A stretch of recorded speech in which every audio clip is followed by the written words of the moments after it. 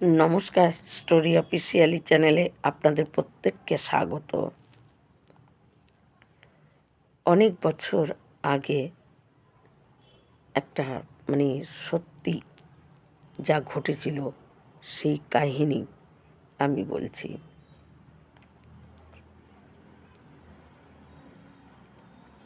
রঙ্গনাথ প্রভুর মন্দিরে ভগবান রঙ্গনাথ প্রভু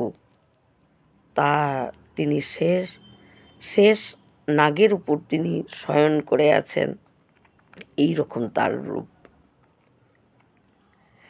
কিন্তু রামানুজ সেই রঙ্গনাথ প্রভুর মন্দিরে তিনি পরম মানে একনিষ্ঠ ভক্ত রামানুজ, এবং তিনি গুরুদেব, পরম গুরুদেব। তার গুরু পরম্পরা এখনও অনেক শিষ্য ওই পরম্পরা গুরুর এখনও দীক্ষা এখনও নেওয়া যায় তার পরম্পরা শিষ্যদের কাছ থেকে। এরপরে একের পর এক তার প্রধান শিষ্যরা ওই রামানুজ সম্প্রদায় দীক্ষিত আছে। সেই রামানুজ প্রভু তিনি রঙ্গনাথ প্রভুর একনিষ্ঠ তিনি ভক্ত। কিন্তু সেইখানেই ধনুর্দাস নামে এক ব্যক্তি ছিল। সেই ব্যক্তি তিনি তার পত্নী ছিল খুব সুন্দর, আর তার এই সুন্দর পত্নী ছিল বলে সে পত্নীকে না দেখে এক মুহূর্ত থাকতে পারত না। অনবরত সে তার স্ত্রীকে দেখেই যেত, দেখে তার আশ মিটত না। কিছুক্ষণ না দেখলে সে অস্থির হয়ে যেত, তাই কোনো সময় তাকে একা ছাড়ত না। যখন সে তার পত্নীকে নিয়ে কোনোখানে যেত, সে কী করত, একটা ছাতা নিয়ে পত্নীর মাথায় ধরত এবং সে উল্টো হাঁটত, যাতে তার পত্নীকে সে দেখতে দেখতে যেতে পারে।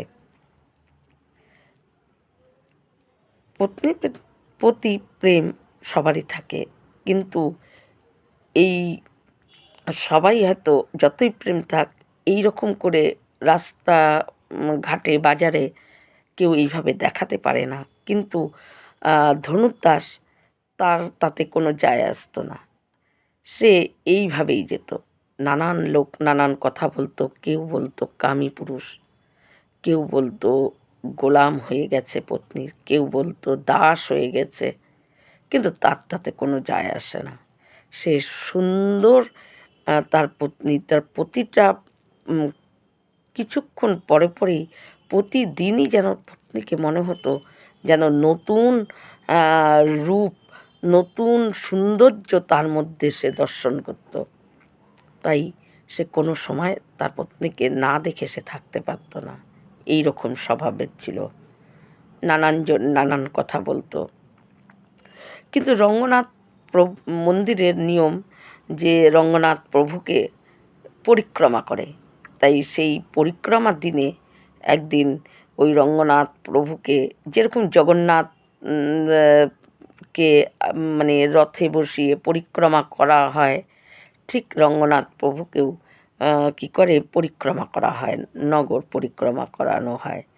তাই রঙ্গনাথ প্রভুকে নগর পরিক্রমা করানো হচ্ছে অনেক ভক্ত ভিড়, এবং সবার প্রথমে রামানুজ তিনি আগে হেঁটে হেঁটে যাচ্ছেন, আর পেছনে সমস্ত ভক্ত এবং রঙ্গনাথ প্রভুকে নিয়ে তারা সবাই জয় জয়কার করতে করতে যাচ্ছেন, পরিক্রমা করছেন। কিন্তু পরিক্রমা করার সময় দেখে যে ধনুর্দাস উল্টো হাঁটছে এবং তার পত্নীর মাথায় ছাতা ধরে। এই দেখে প্রত্যেকে ব্যঙ্গ করে হাসে এবং এক একজন এক এক রকম কথা বলতে থাকে। কামী, কেউ বলতে থাকে যে দাস, গোলাম, যে যার মতো বলছে এবং হাসাহাসি করছে। এই দেখে তখন রামানুজ প্রভু তারও ওই দৃশ্য সে দেখে। সে ওই দৃশ্য দেখে তার ভিতরে, তার ওই ধনুর্দাসের ভিতরে তার একটা বিশেষ গুণ তার নজরে পড়ে। আসলে যে পরম ভক্ত, যে গুরুদেব, তার চোখে সমস্ত দোষের মধ্যেও ঠিক সে গুণটাই দেখতে পায়। সে দেখে যে তার ভিতরে বিশেষ একটা গুণ আছে, কিন্তু সেই গুণ হলো সে তার দর্শন করার, সৌন্দর্য দর্শন করার যে গুণ, সেই গুণ অতি গুণ আছে। অতি গুণ আছে বলেই সে রাস্তায় তার পত্নীর মাথায় ছাতা ধরে উল্টো হাঁটতে হাঁটতে যাচ্ছে। তাই এটা সাধারণ গুণ না, এটা অতি গুণ। সাধারণ গুণ হলো প্রত্যেকেই পত্নীর প্রেম থাকে, সব কিছু থাকে, কিন্তু রাস্তাঘাটে তাই বলে এরকম করে না, কারণ ওটা সাধারণ গুণ। আর এটা হলো অতি গুণ। তখন রামানুজ মনে মনে ভাবে, তার এই গুণটাকে যদি পরিবর্তন করা যায়, এই গুণটা সে সাংসারিক দিকে ব্যবহার করে এবং তার পত্নীর প্রতি আসক্তি হয়ে তার পত্নী সাংসারিকে এই গুণটাকে ব্যবহার করছে, তাই এটা অগুণ হয়ে যাচ্ছে। কিন্তু এই গুণটাকেই যদি কোনো প্রভুর উপরে এই গুণটাকে সে দেখে, তার এই গুণটাকে যদি প্রভুর উপরে ব্যবহার করে, তাহলে এই গুণটা সদ্গুণ হয়ে যায়। তাই এই দুর্গুণকে সদ্গুণ করার জন্য রামানুজ প্রভু তখন একজন লোক পাঠিয়ে বলে যে, ওকে একটু বলো ধনুর্দাসকে আমার কাছে আসতে। কিন্তু ধনুর্দাসকে যখন গিয়ে সেই লোকটি বলে যে তোমাকে রামানুজ প্রভু ডাকছে, তখন তার ধনুর্দাস মনে মনে ভাবে যে হয়তো আমাকে সবাই আমাকে নানান রকম কথা বলে, হয়তো সে আমাকে দুটো কথাই বলবে, কিন্তু যাই বলুক না কেন, আমার যেটা করার সেটাই তো আমি করব। এই বলে সে ওই গুরুদেব রামানুজের কাছে যায়। রামানুজ তখন বলে যে তুমি এই রকম করে হাঁটছো কেন, আর কেন তুমি এই রকম করে সারাদিন এইভাবে তোমার পত্নীকে দেখো। তখন ওই ধনুর্দাস রামানুজ গুরুদেবকে বলে যে আমি এর থেকে সুন্দর কাউকে দেখিনি, প্রতিদিন যেন নিত্য নিত্য সুন্দর তার ভিতরে প্রকাশ পায়, আর তাই আমি একে সব সময় দর্শন করি, আমি দেখি, আমি না দেখে থাকতে পারি না, তাই আমি দেখি, আর এর থেকে সুন্দর আর কেউ নেই। কিন্তু রামানুজ তখন বলে যে আমি যদি তোমাকে এর থেকেও সুন্দর কাউকে দেখাতে পারি, তখন ধনুর্দাস বলে হতেই পারে না, এর থেকে সুন্দর কেউ হতে পারে না। তখন রামানুজ প্রভু বলে, যদি আমি দেখাতে পারি তুমি কি করবে? বলে তাহলে আমি একে দেখা বাদ দিয়ে তাকেই এইভাবে দেখব। তখন বলে যে ঠিক আছে, তুমি কালকে সকালে রঙ্গনাথ প্রভুর মন্দিরে আসবে আমার সঙ্গে দেখা করতে। ধনুর্দাস তখন বলে যে ঠিক আছে।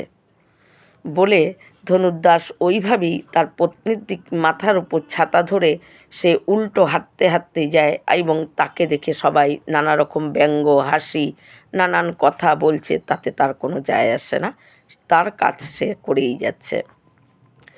পরের দিন সকালে যে রামানুজ গুরুদেব সেরকম একজন পরম ভক্ত তাকে ডেকেছে, তাই তার পত্নীকে নিয়েই সে গেছে, আর ওইভাবেই ছাতা ধরে ধরে উল্টো হেঁটে হেঁটে গেছে। কিন্তু রামানুজ গুরুদেব তখন তাকে কি করে, ভিতরে গর্ভগৃহের ভিতরে তাকে ঢুকিয়ে দরজা আটকে দেয়। আর রামানুজ গুরুদেব তখন ওই রঙ্গনাথ প্রভুর কাছে জোড়হাত করে প্রভুকে বলে যে হে প্রভু, তোমার সেই অদ্ভুত রূপ, তুমি একে দর্শন দাও। কিন্তু রামানুজের কথা রঙ্গনাথ প্রভু কি করে ফেলবে? কারণ রামানুজ যখন প্রথম দীক্ষা নিয়ে দীক্ষা মন্ত্র যখন উচ্চারণ করেছিল, রামানুজকে শঙ্খচক্র গদাপদ্ম নিয়ে ভগবান বিষ্ণু তার দীক্ষা মন্ত্র উচ্চারণ করার সঙ্গে সঙ্গে তাকে দেখা দিয়েছিল। তাই রামানুজ গুরুদেব তিনি জানেন যে ভগবান বিষ্ণু তার কত সুন্দর রূপ, আর তিনি পরম বিষ্ণু ভক্ত। তখন রামানুজের কথা ভগবান কি করে, আর যখন কোনো গুরু কাউকে কৃপা করে তখন ভগবান তাকে কখনো বঞ্চিত করে না। গুরু কৃপা হলো আসল। যখন ওই ধনুর্দাসের প্রতি ওই গুরু রামানুজের দৃষ্টি পড়েই গেছে, তখনই সে মানে ভগবান তাকে কৃপা করে দিয়েছে। গুরু কৃপা থাকলে কোনো কেউ কোনো শক্তি তাকে ভগবান থেকে বঞ্চিত করবে এই শক্তি কারণেই। তাই গুরু যখন তাকে কৃপা করেছে রঙ্গনাথ প্রভু, তখন তাকে দর্শন তো দেবেই। তখন রঙ্গনাথ প্রভু যখন শঙ্খচক্র গদা পদ্ম নিয়ে ওই গর্ভগৃহের মধ্যে প্রকট হয়ে যায়, আর ওই ধনুর্দাস সেই রূপ দেখে, সেই কমল নয়ন, গায়ের ওই রকম রং, সুগন্ধ, অপূর্ব কোঁকড়ানো চুল, আর ওই রকম ভগবানের মুখের হাসি দেখে মানে ধনুর্দাস অবাক হয়ে গেছে যে এরকম সুন্দর কেউ হতে পারে। ওই দেখা পর তখন যখন ভগবান অন্তর্ধান হয়ে তিনি আবার শেষ নাগের উপর শয়ন করে যায়, তখন রামানুজ বলে যে এবার তুমি কাকে দেখবে? তখন ওই ধনুর্দাস বলে যে আমি খুব দেরি করে ফেলেছি। ওই রামানুজের পায়ে পড়ে সে বলে যে আমি দেরি করে ফেলেছি, আমি ভাবতাম যে এর থেকে আমার পত্নীর থেকে সুন্দর আর কেউ নেই, কিন্তু আমার পত্নীর থেকে যে এত সুন্দর কেউ আছে সেটা আমি এতদিন বুঝতেই পারিনি। এই বলে তারপর থেকে তার পত্নী সহকারে ওই রঙ্গনাথ প্রভুর মন্দিরেই তারা সেবা কাজে নিযুক্ত হয়ে যায়। আর ওই ধনুর্দাস সারাটা দিন সারাক্ষণ রঙ্গনাথের সেবা করত আর রঙ্গনাথকেই দেখে যেত। তার ইচ্ছাই করতো না যে আর অন্য কারো দিকে তাকাই। সেই সৌন্দর্য তার চোখের মধ্যে এমনভাবে পড়ে গেছে, তার আর অন্য কারো দিকে তাকানোর মতো ইচ্ছাই তার ছিল না। একদিন যখন ওই রামানুজ গুরুদেব তখন ওই নর্মদা নদীতে তিনি স্নান করতে যেতেন সকালে। সকালে ঘুমের থেকে উঠেই তিনি বাসি কাপড়েই এবং ওইভাবেই নদীতে চলে যেতেন স্নান করতে। কিন্তু তখন যাওয়ার সময় অন্যান্য শিষ্যদের ঘাড়ে হাত দিয়ে তিনি যেতেন। কিন্তু যখনই তার স্নান হয়ে যেত, পবিত্র বসন পরিধান করত, তিলক কাটত এবং নিজে পবিত্র হয়ে যেত, তখন ওই ধনুর্দাসের গলা ধরে সে মন্দিরে আসতেন। একদিন অন্যান্য শিষ্যরা তাকে জিজ্ঞাসা করে যে আপনি যখন অশুদ্ধ থাকেন, ঘুমের থেকে ওঠা পর যখন বাসি থাকেন, তখন আমাদের কাঁধে হাত দিয়ে আপনি স্নান করতে যান, কিন্তু যখন আপনি পবিত্র হন তখন কেন ওই একজন কামী ধনুর্দাস যে নাকি তার পত্নীর দিকে তাকিয়ে থাকতো, তার কাঁধে হাত দিয়ে আপনি আসেন? তখন ওই রামানুজ গুরুদেব বলেছিল অন্য শিষ্যদেরকে যে এর ভিতরের যে গুণ, এর ভিতরের গুণ তোমরা বুঝতে পারবে না, একদিন তোমাদেরকে আমি বুঝিয়ে দেব। তাই যখন নাকি একদিন ওই রামানুজ গুরুদেব তিনি বাল্মীকি রামায়ণ পাঠ করছিলেন, বাল্মীকি রামায়ণের যখন ওই প্রসঙ্গটা তিনি বলছিলেন যে যখন প্রথম দিন বিভীষণ যখন রামের শরণাগতি নেওয়ার জন্য এসেছিল, তখন রাম সুগ্রীব সহকারে অন্যান্য সব বানর সেনাদের সঙ্গে রাম পরামর্শ করছিল যে বিভীষণকে শরণাগতি দেওয়া ঠিক হবে নাকি হবে না। কিন্তু সমস্ত বানরেরা নাই করে দিয়েছিল যে যেহেতু রাবণের ভাই, রক্ত কিন্তু একই রকম, তাই একে শরণাগতি দেওয়া ঠিক হবে না প্রভু। রামকে তাই বলেছিল। কিন্তু যখন এই প্রসঙ্গ বলে, তখন ধনুর্দাস সেই পাঠ থেকে যে কথা মানে সমস্ত লোকের ভিড়, সবাই শুনছিল, শ্রবণ করছিল, তাদের মাঝখান থেকে ধনুর্দাস উঠে চলে যায়। কিন্তু সবাই তখন বলে যে রামানুজ গুরুদেবকে যে আপনার পরম ভক্ত, আপনার পরম শিষ্য, সে আপনার পার থেকে উঠে চলে যায়, তখন ওই রামানুজ গুরুদেব বলছিলেন যে যাও তাকে ডেকে নিয়ে আসো। তাকে যখন ডেকে নিয়ে আসে ধনুর্দাসকে, রামানুজ তখন বলে যে তুমি কেন উঠে গেলে? তখন বলে যে একজন মানে বিভীষণের মতন একজন যখন রামের শরণাগতি নিতে এসেছে, রাম তখন তাকে শরণাগতি দেবে কি না সুগ্রীব অন্যান্য বানর সেনাদের সঙ্গে পরামর্শ করছে। তাই আমার মতো অধম কোনো দিনই ভাগবত কৃপা তার হতেই পারে না। তাই এই কথা ভেবে আমি এখান থেকে উঠে চলে গেছি। তখন রামানুজ বলে যে তার পরের সময়টুকু শুনে যাও। বলে যে তারপরে সে বসে, তখন রামানুজ তাকে বলে যে তখন প্রত্যেকটা বানর সুগ্রীব সহ প্রত্যেকে বলেছিল যে প্রভু একে শরণাগতি দেওয়া ঠিক হবে না, কিন্তু ভগবান রাম তিনি পতিত পাবন, তিনি দয়াময়, তার মতো করুণাময় কে আছে? তার স্বভাবই এরকম। সে বানর সেনাদের কথা তাদের মত নিয়েছিল ঠিকই, কিন্তু তার নিজের যেটা মনে হয়েছে তিনি সেটাই করেছে। তিনি সেখান থেকে বেরিয়ে এসেই প্রথমেই ওই বিভীষণকে তার গলায় জড়িয়ে ধরেছে। কারণ তিনি তার স্বভাব এরকম। যদি কেউ যতই অন্যায় করে থাকুক, যতই তার ভিতরে দুর্গুণ থাকুক না কেন, যদি একবার কেউ তার শরণাগত হয়, তাকে শরণাগতি ভগবান তার থেকে কখনো বঞ্চিত হয় না, কোনো শক্তি তাকে পারে না। ভগবানের স্বভাবই এরকম। যত দোষী করুক, তার ভেতরে যত দুর্গুণই থাক না কেন, যদি একবার ভগবানের দিকে তার ভগবানের চরণে গিয়ে সে নিজেকে সমাপন করে দেয়, নিজেকে অর্পণ করে দেয়, ভগবান তাকে কখনো বঞ্চিত করে না।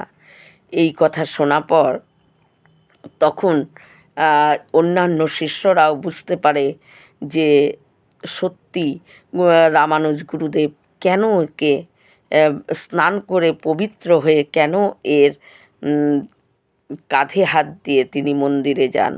বুঝতে পারেন যার ভিতরে এতটা অনুশোচনা এসে গেছে, যেহেতু সে পত্নীর দিকে তাকিয়ে থাকতো অনবরত, তার প্রতি আসক্তি ছিল, তাই তার মনে হচ্ছে যে বিভীষণকেই যে কৃপা করতে যদি পরামর্শ করে, তাহলে আমার মতো দুর্গুণী মানুষকে কোনো দিনই ভগবানের কৃপা করবে না।